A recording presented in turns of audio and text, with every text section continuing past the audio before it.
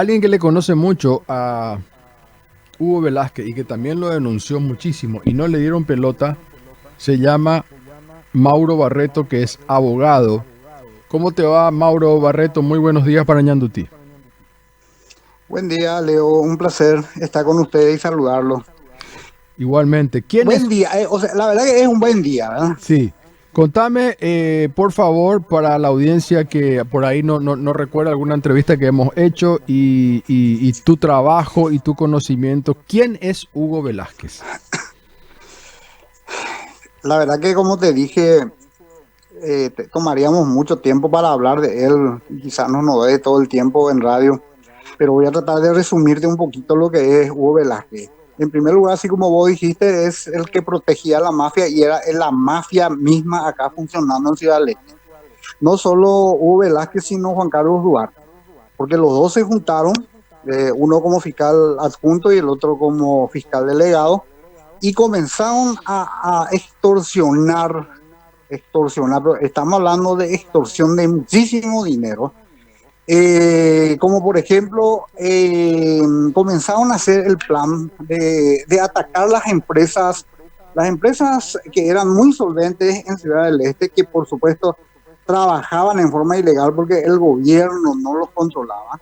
Entonces ellos lo que hicieron es crearon el ataque y atacaban para procesarlo después por evasión impositiva y supuestamente lavado de dinero.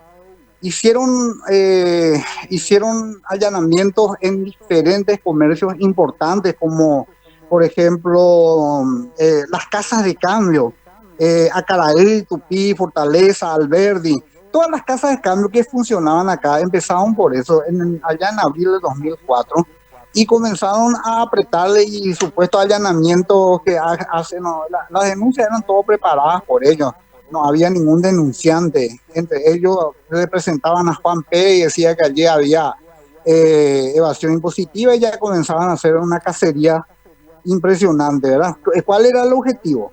Agarrar y negociar. Y eso ocurrió en abril del año 2004. Hicieron justamente el allanamiento y entre eso estaba Kassen y Yassi, que es el más famoso que conocen ustedes allí, ¿verdad? Mauro, Kassen y Yassi. Mauro, te voy a parar ahí un ratito para poder no irnos tan rápido a entender esto. Cuando vos decís ellos, te referís a Duarte también, al que fue nombrado también Me significa. refiero a Duarte. Claro, Sí, me refiero a ellos Duarte. eran un dúo de fiscales en Ciudad del Este que apretaban a los comerciantes de Ciudad del Este y los extorsionaban, digamos, ellos dos. Totalmente. Es como funciona la mafia. Te dejamos trabajar, pero vos tenés que darnos dinero. Pero ¿cómo empezaron? Empezaron justamente con el tema de apretarle por la evasión impositiva, que todos los negocios en Ciudad del Este, por supuesto que evadían dinero, y eso es conocido por todos. Sí. Pero ¿cuál es la intención de ellos? La intención de ellos no era que ese dinero entre al fisco. La intención era que, y ocurrió, que ese dinero entró al bolsillo de ellos. También estaban involucrados algunos abogados con quienes se trabajaba. Pero te estaba hablando del primeros allanamientos que se hicieron y comenzaban con las casas de cambio que funcionaban aquí, que remesaban cualquier cantidad de dinero al exterior sin ningún control. Y entre ellos estaba ubicaron a un tal Kassen Miyasi, que tenía una casa de empeño, no era ni casa de cambio. Llegaron hasta la casa y encontraron en efectivo $500,000, que en esa época era buen dinero, 130,000 reales. Aparentemente había más, chuparon ya de entrada. Ese es el allanamiento que hizo Juan Carlos Duarte. Y de allí a la noche, ya con todos los directivos de las casas de cambio, hicieron un negociado en el Country Club entre Juan Carlos Duarte, Hugo Velázquez y los directivos de las casas de cambio. Se negoció, nunca le devolvieron todos sus documentos, nunca se le imputó a nadie. Al único que se le había imputado es a Kassen Miyasi. ¿Por qué? Porque Estados Unidos le venía ya investigando en esa época. Y por eso supuestamente comenzaron a apretarle. O sea que ellos, a ver, entonces ellos lo que hicieron es, yo recuerdo ese caso y salió, se mencionó mucho en la prensa como algo, vamos a decir, positivo, digamos, ¿verdad? O sea, supuestamente ellos estaban entrando, eran unos fiscales que estaban entrando a limpiar la podredumbre de no pagar impuestos que había en Ciudad del Este, algo que siempre se había hablado, que las empresas hacían lo que querían. Entonces ellos entraron tipo que iban a entrar a hacer una limpieza, pero en realidad lo que fueron a hacer es un apriete. Por un lado, guau, que limpiaban, pero por otro lado le decían, si vos colaborás conmigo con X mensual, nosotros vamos a hacernos los ñembotas, algo por el estilo. Así mismo. Esa es la imagen que ellos dieron en ese momento. La Fiscalía General de Estado estaba a cargo de Oscar Latorre y supuestamente vinieron los salvadores de la patria, Hugo Velázquez, Juan Carlos Duarte. Había otros fiscales también del primer anillo, un tal Viso, Salas, que es también hoy fiscal general adjunto, no sé en dónde. También abogados. Entonces ellos aparecieron y se hicieron como si fuese que iban a ser los salvadores de la pacha. También apareció la Basilisa Vázquez, tratando supuestamente que era la más honesta y que iba a venir a solucionar los problemas de Ciudad del Este. Pero lo que hicieron fue agarrar y comenzaron a apretar a todos estos comerciantes, y muchos de estos comerciantes quedaban en la calle, porque lo que llegaron a pagar, Leo, estamos hablando entre $1.000.000, $1.500.000. Toda esa plata debería de haber entrado al Estado paraguayo, sin embargo entró en el bolsillo de ellos. Y eso con convivencia de los fiscales, los mismos jueces, y por supuesto que me supongo que también no creo que haya estado desvinculado de eso el fiscal Oscar Latorre, que es mi amigo, pero en su momento él era el fiscal general que le nombró a Duarte y que le nombró a Velázquez mismo, y le mandó a Ciudad del Este. O sea que eran sus taíras, digamos, eran gente puesta por él. Así mismo, fueron puestos por él. Pero muy rápidamente Velázquez, hay que reconocerlo, es un tipo vivo. Es un tipo muy vivo, sabe manejar la política, sabe manejar a las personas. Y comenzó inmediatamente a hacer, primero te digo, la evasión impositiva. A Cárcenis Yassi le apretaron por lavado de dinero y por evasión impositiva. Cuando estaba terminando el proceso para acusación, solamente por evasión impositiva. Y en el juicio oral le absolvieron. La absolvieron, y esa plata que quedó incautada, que te hablé de $500.000 y $130.000, chuparon. Y le escuché la otra vez a Carlos Duarte diciendo que ese fue lo que ellos, o sea, que se abanderaron con la embajada de los Estados Unidos, que le habían agarrado a Cárcenis Yassi. Pero a la larga todo fue solamente para una piel. Y hubieron muchísimas casas de cambio, muchas casas comerciales que quedaron en la quiebra, Leo. Quedaron en la quiebra porque estos le apretaban con todo, le hacían, le allanaban, le llevaban todos sus documentos, y después de eso se arreglaba y ya no había proceso. Eso es lo que hacía Hugo Velázquez. Aparte de que manejaba el aeropuerto Guaraní, manejaba me estoy acordando todavía de una empresa importadora, Orlando Aquino se llamaba el señor, y todo lo que querían importar tendrían que comunicarse con la empresa de Orlando Aquino para poder traer las cosas, o si no van a ser controlados en el aeropuerto o en la aduana. Entonces, trayendo por ese lado, se pagaba un dineral, y esa era la única empresa que podía funcionar. Yo podía también traerlo, pero no me van a venir a contratar a mí para traer todas las cosas importadas. Y en esa época estamos hablando de importaciones de todos los días, lleno. Manejaba eso, manejaba el tema. Había una asociación de cigarrilleros aquí, y se juntaban con los fiscales y llegaron a coordinar, a pagarle semanalmente una suma importante de dinero para que cuando se hagan los pedidos de allanamiento, porque lo que hacían en esa época todavía no era lo que hoy es Tabacalera del Este, agarraban y falsificaban productos de la Sousa Cruz de Brasil. Entonces pagaban mensualmente, vos te ibas hacia la denuncia, te iba al allanamiento y encontraba vacío el depósito. O sea que todas esas maniobras, estamos hablando también del tema de contrabando, el tema de falsificaciones. Él permitía que se traiga todo esos esquemas, pero se pagaba mensualmente. Entonces Hugo Velázquez se hizo millonario en Ciudad del Este. Hay tantas cosas de hablar de él y decir, y nosotros en el año 2005 como colegio de abogados y tratamos de hacer una denuncia, presentamos denuncia ante el fiscal general del Estado, presentamos denuncia a la Corte, al jurado de enjuiciamiento, presentamos denuncia al Congreso, senadores, diputados, Consejo, la magistratura, nadie nos dio bola, ¿verdad? Y es una pena porque ellos son los que tendrían que haber frenado de un momento todo esto, las instituciones, para que de una vez por todas pueda cambiar, pero ellos son los que más le protegían. O sea, realmente es un esquema mafioso porque vos te vas y los comerciantes y todos, ya sean tabacaleras, comerciantes que no pagaban sus impuestos, casas de cambio, lo que sean, tenían que pagarle una mensualidad a Velázquez y su equipo que él repartía. Así mismo. Estamos hablando en un momento próspero, muy próspero de Ciudad del Este 2004, no es ahora, digamos que ahí a lo mejor después de la pandemia, qué sé yo, Brasil, o sea, era un momento de un dinero que corría, pero a cacharrata, digamos. Ellos, como hacían los miembros de la mafia, como se ve en las películas, le van y le cobran una mensualidad a cada uno para no generarle ningún tipo de problema y estar protegidos por ellos.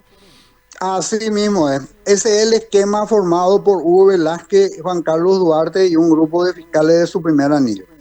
Y metidos también muchos abogados, porque para trabajar allí solamente 2 o 3 podían trabajar, el resto nosotros nadie podíamos ni entrar en ese esquema.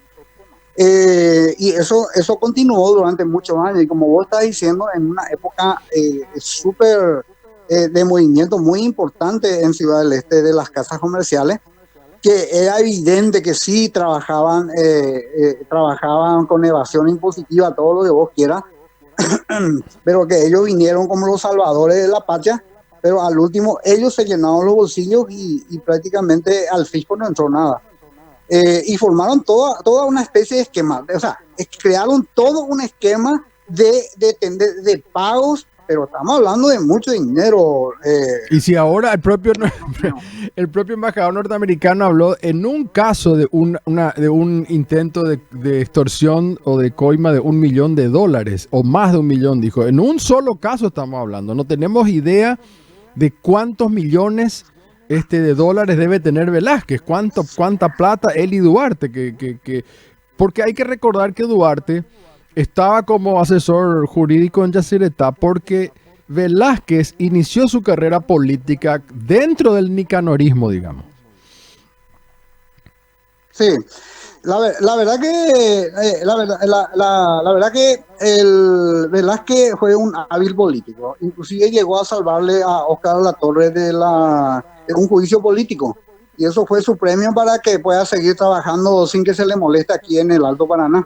Pero estamos hablando de mucho dinero, Leo, y vos recordarás cuando a veces le publicaba todas las mansiones que tiene y todas las cosas que tiene Velázquez, y si se hace una investigación verdadera de esto, vas a encontrar que él no va a poder justificar en absoluto nada de ese dinero. Lo mismo de Juan Carlos Duarte. Él no va a poder justificar en absoluto de dónde tiene todas esas cosas que él tiene, que está en su declaración jurada. El esquema, te cuento, el esquema perdura, ya no con la fuerza de antes, porque en esa época había mucho dinero, pero sí cada fiscal general junto que viene, comienza con la estructura, sabe que eso funciona de esta manera y comienzan a apretarle. Hoy en día se está pagando $5,000 semanal, se está pagando, hay negocios que pagan 1,000, hay otros negocios que pagan 500, pero estamos hablando de 200, 300 negocios, ¿verdad? Pero está siempre bloqueado allí en Ciudad del Este con cualquier fiscal general junto que venga. Y es de Rossetti, que está casi que es el verdadero monje negro Alibaba de la fiscal general del Estado. Este es el principal bandido que tiene casa en el country, compró una camioneta de $140,000 al contado. Y se le publicó por toda parte y se le llegó a confirmar como fiscal general de la Junta. O sea que estamos otra vez en lo mismo. Hace poco me comentaron, ¿verdad?, que un contrabando de los hermanos de Casen y Yace, un hermano de Casen y Yace, trajo un container grande de contrabando que se había agarrado, pero por orden del hermano de Hugo Velázquez se le liberó. Y la fiscalía, por supuesto que hace la vista gorda. O sea que hoy Mauro, vos sigue en fuiste, la misma. sigue el mismo esquema con la actual fiscalía. El mismo esquema que Hugo Velázquez y Juan Carlos Duarte crearon en Ciudad del Este continúa. O sea, hace casi 20 años que ellos fueron los inventores de este esquema y continúa sin ningún inconveniente. Por eso les encanta, siempre luego se dice que les encanta a los funcionarios ir a Ciudad del Este, ya sea en la aduana o en la fiscalía, ¿verdad? Porque ahí, y rico y tela tipo. Abogado Mauro Barreto, ¿vos llegaste a ser presidente del Colegio de Abogados de allá en Alto Paraná? Sí, y justamente en esa época, ya por el año 2005, León, fue cuando el Colegio de Abogados comenzó a hacer las denuncias. Y te acordarás también que fuimos nosotros quien denunciamos el esquema de narcotráfico donde se daba medida sustitutiva. Presentamos una lista de 168 casos con todos los jueces prácticamente del Alto Paraná, pero al último se le sancionó solamente a 4 o 5 y sin embargo el resto siempre fue protegido. Y es una pena, como te digo, que es una pena que de repente Estados Unidos tenga que venir a decir la pucha, ustedes son los corruptos y no hacen nada, y nosotros que tenemos nuestras instituciones, entre comillas, que tendríamos que ya denunciarlo, hacemos toda la denuncia y nunca tuvimos resultados positivos. Al contrario, tuvimos amenazas, fuimos amenazados, los jueces nos odian, tuvimos muchos problemas justamente por hacer este tipo de denuncias. Mauro, gracias por tu tiempo, un fuerte abrazo. Igualmente. Muchas gracias Mauro Barreto. Tremendo lo que está contando y es algo que no es nuevo. Yo les quiero contar así rápidamente antes de la pausa. Velázquez inició su carrera política como seccionalero en Lambaré. Sus contactos políticos le facilitaban el ingreso en el Ministerio Público y luego fue nombrado fiscal de Luque, donde él se hizo conocido por el sonado secuestro de María Edith de Bernardi. Él estuvo en ese caso. El fiscal general Germán Latorre le premió su actuación nombrándolo fiscal adjunto en la codiciada Ciudad del Este. Lo que acaba de explicar el abogado Barreto, que fue presidente del Colegio de Abogados de Alto Paraná. Incluso en el 2004 Velázquez llegó a jactarse de su influencia, diciendo que él había evitado el juicio político de su mentor Germán Latorre, cosa que es cierto. En el 2007 renunció a la fiscalía y se postuló diputado por el movimiento de Nicanor Duarte Frutos. Él ingresa como diputado como nicanorista. En el 2010, y ante la irrupción del presidente Horacio Cartes, luego presidente, no dudó en abandonar el nicanorismo y se pasó a el movimiento de, no se llamaba, creo que no el Colorado, pero al cartismo ya de Chupe. En el 2013 retuvo la banca como diputado. En el 2014 fue elegido presidente de la Cámara de Baja por los restantes 4 años, así tipo Aliana. Cartes le puso y el tipo estuvo durante 4 años como gran cartista dentro de la Cámara de Diputados. Siempre fue muy obediente a lo que hacía Cartes y a sus pedidos. Y recuerden que el propio Audo Benítez, cuando todavía era el rival de Cartes y era también rival de Velázquez de alguna manera, en el año 2015, en plena sesión, Mario Audo Benítez había dicho: tengo información por parte del Ejecutivo que me han dicho y por amigos en la Cámara de Diputados que hace un tiempo, desde el Poder Ejecutivo, o sea Cartes, se les da un sobresueldo a algunos diputados. Yo no sé si esto es para ayuda política o es un delito. Si algún fiscal quiere investigar, que lo haga. Eso lo dijo ya Audo Benítez en el 2015 en el Senado. Por supuesto, nadie le contestó. Bueno, y Velázquez fue pro Cartes hasta que se pasó al lado del abdismo. Ahí Mario Abdo se olvidó de todo esto. Dice luego que Velázquez era el encargado de repartir la guita de Cartes entre los diputados en aquel entonces, tanto colorados como liberales cartistas. Este es el significativamente corrupto Velázquez, que se suma a la lista ya junto a este Duarte, junto a Horacio Cartes. Es Estados Unidos el que viene a meterse en asuntos internos nuestros, a que nosotros nos despertemos y nos demos o se den cuenta en las instituciones de que hay que hacer algo. No sé si hoy estuvo tomando café en el Juan Valdés, la fiscala general del Estado, como hizo el otro día. Cuando salió lo de Cartes, recuerden que ella estaba sonriente con un miembro de la embajada, algo que no se entiende. Esta es una intromisión dentro del Partido Colorado, dentro del país. ¿Qué es lo que quiere? Sacar a algunos para poner un Colorado que le sea, no sé, no se puede especular, o sí podemos hacer todo tipo de especulaciones. Vamos a la pausa y ya volvemos, dale.